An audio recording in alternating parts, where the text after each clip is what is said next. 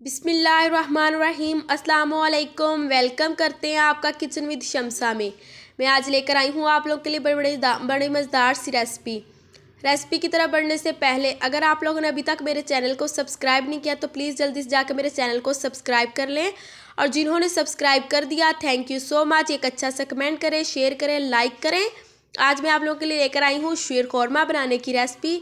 इसके लिए हमने सवियाँ ले ली, इसको बिल्कुल इस तरह छोटे छोटे साइज़ में 1.5 इंच के करीब हम इसके छोटे छोटे पीस में कट कर लेंगे।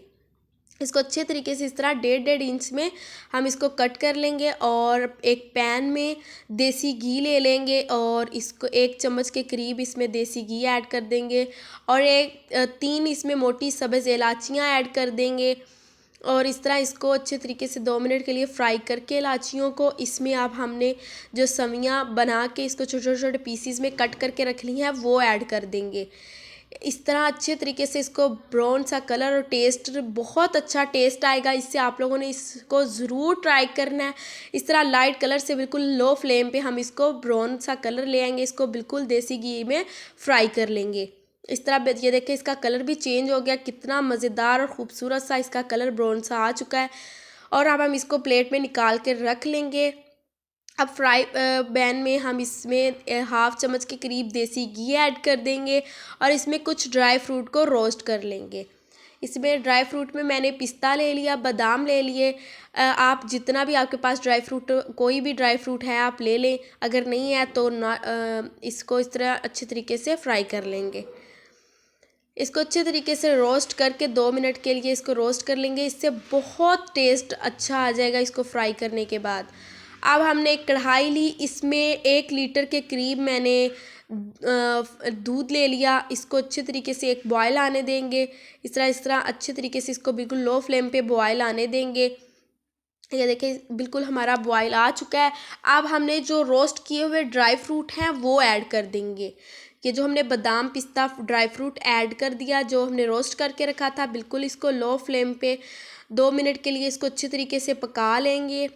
बहुत मज़े का हमारा शीर कौरमा बन के रेडी हो जाएगा। आप ज़रूर ट्राई कीजिएगा इस रेसिपी को।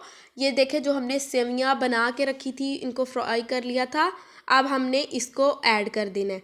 इसको भी अच्छे तरीके से 2 से 3 मिनट के लिए इसको अच्छे तरीके से पका लेंगे, और फिर इसमें ये देखिए मज़ेदार सी हमारी शीर कौरमा बन के रेडी हो जाएगा। ये देखें हमारी गाढ़ी भी सवियाँ हो चुकी हैं। ये मेरे पास ज़ाफ़रान है, अगर आप लोगों के पास अवेलेबल नहीं तो नो प्रॉब्लम, आप इसको कलर और कलर के लिए मैंने इसमें ऐड किया है, और टेस्ट के लिए। अगर आप लोगों के पास अवेलेबल नहीं तो आप इसमें हल्दी भी चुटकी भर ऐड कर सकते हैं।